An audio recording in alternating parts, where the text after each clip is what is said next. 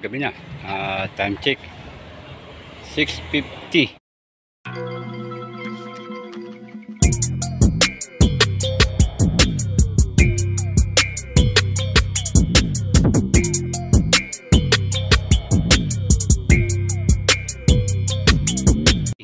So mga 9 tayo pupunta ron dahil medyo marami pang tao ron. So nakahanda na rin yung ito, yung dalawa natin kaarga. Ito yung J-Card, si J-Card at saka si BB, aka BB. Yan, blue bar. Tapos yung J-Card yan yung brown. Press na sila dahil naligo sila kanina ng hapon. Maganda ngayon yung kanilang pakiramdam ng dalawang to. So yan, mamaya update ko kayo doon sa loading station ng ARPCI para sa first lap JRB ng AR. Ito yung box natin, nakahanda na. Nalinis ko na pa rin. Nalinis ko na rin. Malinis yung kanilang paglalagyan. So ito na yung ibon natin na iloload sa Calapan Oriental Mindoro. Ito yung dalawa.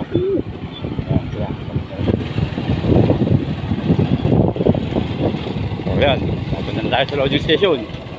At ito na yun ating ilalaban na pang examen race ng dalawa. Bibilot tayo ng form dito sa ARPCI. So, yung Roger, ang dami oh. Nakapila tayo ngayon mga kalapatid. Nakapila na, ha? Sabi ko ba sa FR?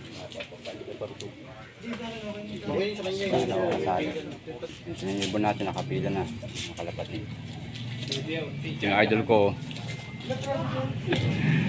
ito maraming loader. Pang ilan ba tayo? 1, 2, 3, 4, 5, 6, 7, pang 8. So yan, malapit tayo sa pinaka-stikiran ng ibon. Ibon dito. Yan, pangatlo. Paron, kaya nakapila pa. Ibon na naklak. Wait lang tayo ng signal ni Pres. Andun sila, nagbibideo din oh. So yan, nadali ng bitaw ang ARPCI. Okay, nandito tayo ngayon sa Calapan, Mindoro. Please tayo ha. Tayo. Okay, good luck sa lahat nakasali, sa lahat nag-load.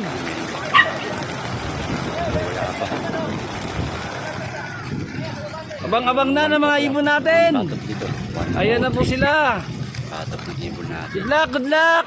Time check. Alas 12 pa lang. So bibilis masyado yung mga ibon nila. Nasa 1, 2 ang speed. Yung mga nauna siguro. Tayo wala pa. Ayan. Kapit-bahay ko meron na isa. Si Jerwin. Magkabang ako ngayon ng mga ibon na parating. Calapan Oriental Mindoro. Nabitawan yung ibon. Magkabang ako ngayon ng parating na galing Calapan. Mainit na oh. Sirik na yung araw. Ayun, may dumadaan.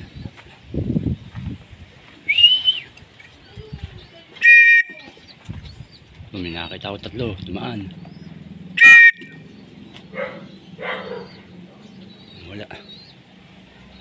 Tatanggalin ko muna itong tubig dito.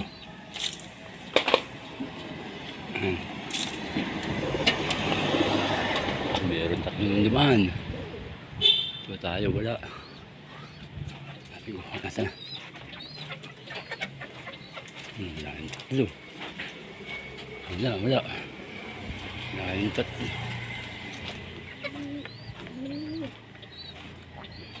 Tayo. Tingnan na malapit na alauna. So yan oras oh. 12:49. Yung oras dito. Isa pa. Yan, 12:49 na yung oras dito. Wala pa tayong ibon.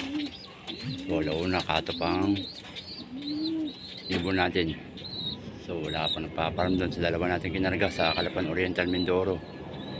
Mukhang nahirapan. Alas 10 na binatawan yung ibon kaya medyo baka nahihirapan sila ng uwi. So, papawi na lang tayo sa next lap dito.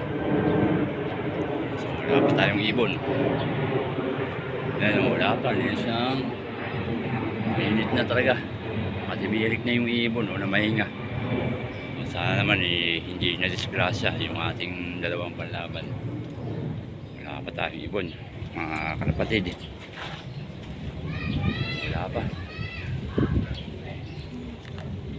Lapit na maka-hot off. 12:50 na.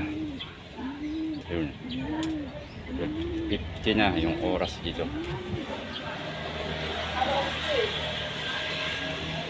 Ayun. Meron pa tayong 12 minutes na paghihintay. So, kabahan to. Mayroong maklak.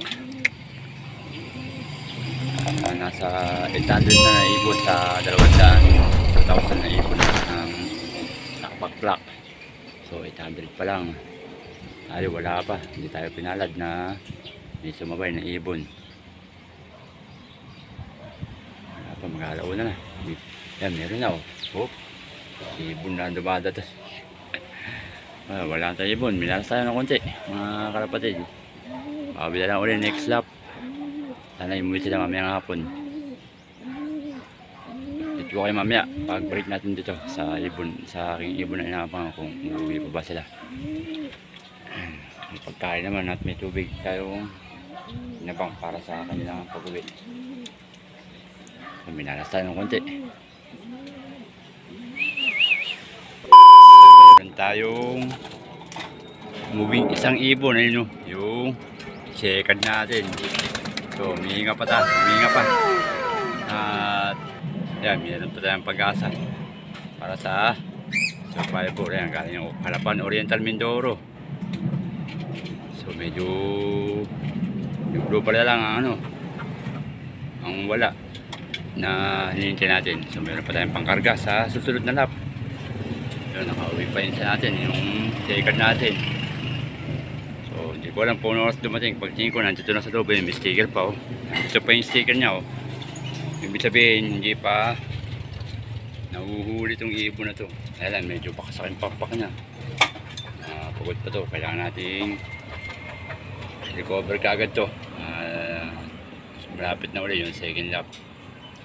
Bali Friday. So, papahinga ko naman ito ng gusto. Tapos, diretso na ulit na karga sa second lap derby naman susunod. Ayan, buti meron tayong panlaban pa isa, no? Si Ricardo, ulit na, oh.